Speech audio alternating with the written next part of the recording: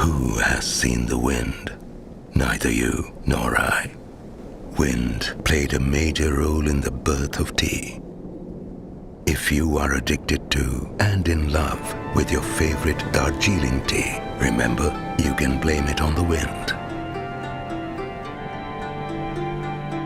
It was a cold Chinese winter afternoon in the middle of December.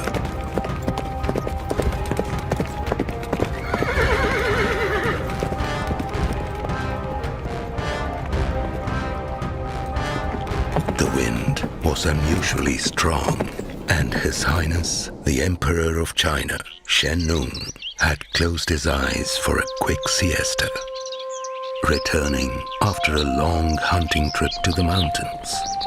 With his regular cauldron of water gently boiling by the side, history shall never know from which direction that sole leaf flew. But flew it certainly did, and landed right in the boiling water pot. While His Highness Shen Nung slept, the water boiled and the leaf started exuding color, fragrance, and flavor into the water. The sound of the bubbles woke up the emperor, and he looked around and sniffed the air. It was filled with an aromatic fragrance never experienced before.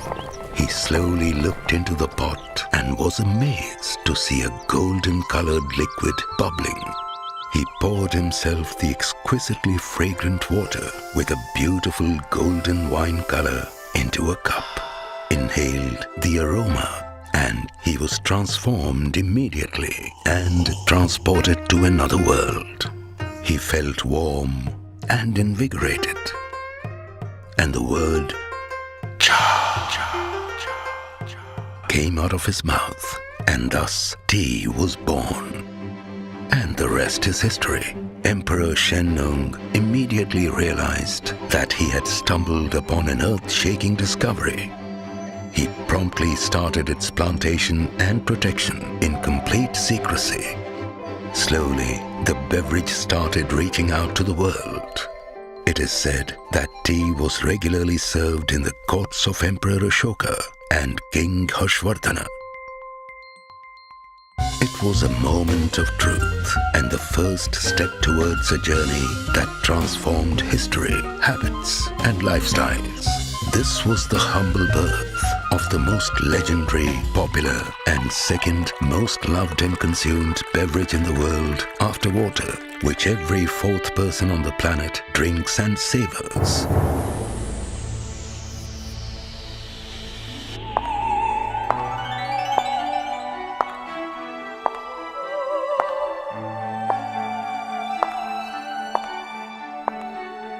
When the Portuguese princess Catherine, a great connoisseur of tea, married King Charles II of England, she brought along with her dowry crates of tea, packed and marked as TEA, Transport de Ervas Aromaticas, meaning a cargo of aromatic herbs. The abbreviation stuck as the popular name tea.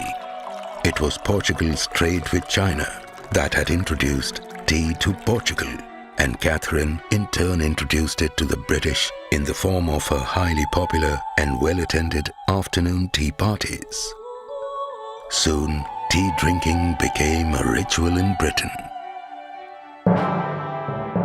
At roughly around the same time, the East India Company received a royal charter from Queen Elizabeth I on 31st December 1600 to trade with India.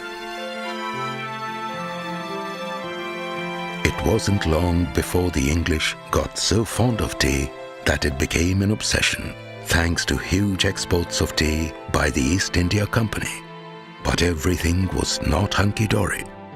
China wanted only silver as merchandise in exchange for tea, and sterling was getting dearer because of the American War of Independence.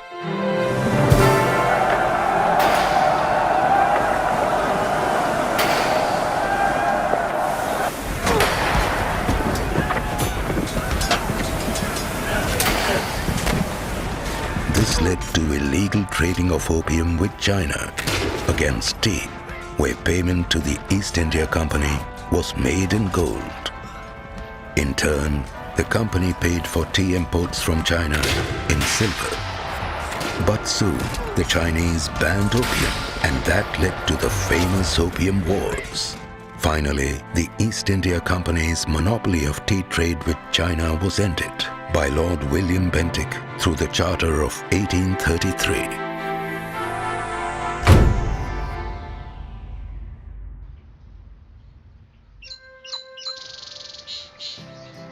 2 years after the charter, Archibald Campbell, a doctor, started a sanatorium in Darjeeling with an inhospitable tract of land purchased from the Chogyal of Sikkim on 1st February 1836.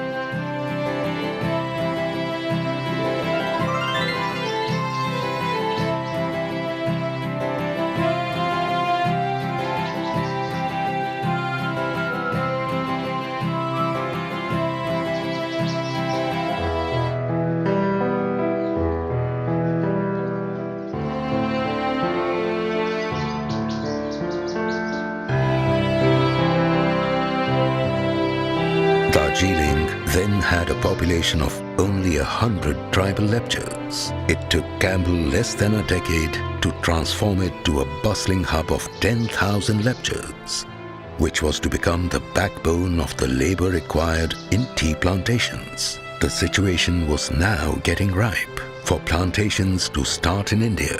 Campbell had learnt a bit about tea plantation in Nepal from his mentor Brian Horton, and he now started experimenting in his backyard. He knew Darjeeling fulfilled two basic requisites essential for tea cultivation: low temperature and high altitude.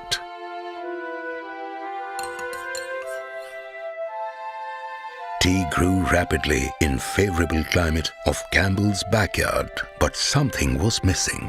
The tea did not have the flavor or the smoothness of the Chinese tea. It wasn't palpable and there was no aroma. It was not working out, and demand for tea was making the East India Company impatient. The East India Company was hell-bent upon breaking into the ferociously guarded Chinese tea cultivations and get their seeds and the secrets of the 2,000-year-old process that had made the Chinese king of the tea trade in the world.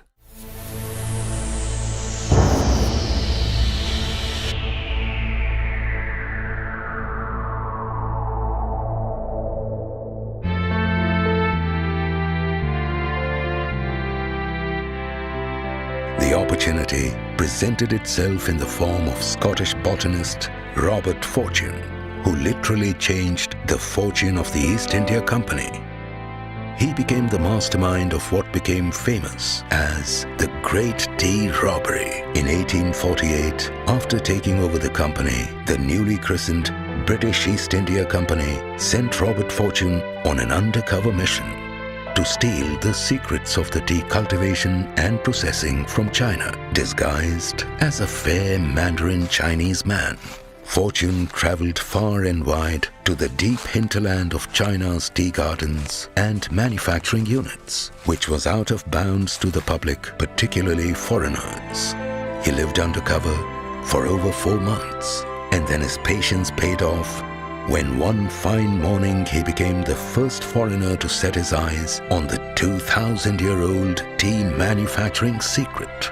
His heart was pounding when he first lay his eyes on the sprawling acres and acres of tea cultivation.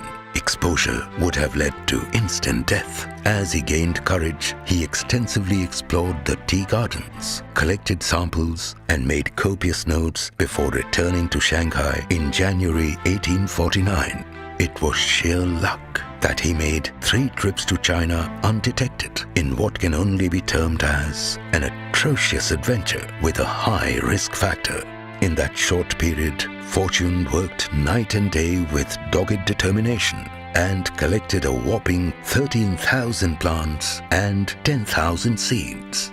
He transported the fragile and vulnerable seeds and saplings in the special Wardian glass case, padded with burnt rice ash to absorb the moisture and prevent decay. With this, he made the long, dangerous and arduous journey from China to the upper reaches of Himalayas, via Hong Kong, and finally Calcutta. Fortune not only brought with him tea seeds, tea leaf samples, and the knowledge of manufacturing black and green tea, but also 8 Chinese tea specialists. This brazen theft by Mr. Fortune brought the tea supremacy of the Chinese crashing down and broke the centuries-old Chinese tea monopoly forever.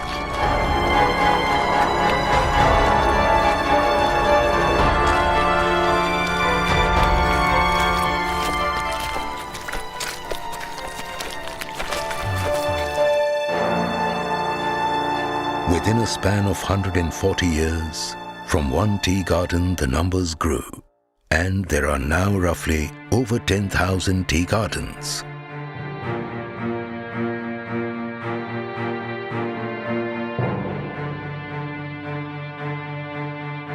The time was just right for the first organized large-scale tea garden in the Terai region to come up. It was around the same time that Chumta, where the Mayfair Tea Resort stands, started gaining recognition and eminence as the leading tea garden in the Terai region. But then that is another story for another day. Till then, keep sipping your favorite beverage, that irresistible cup of tea.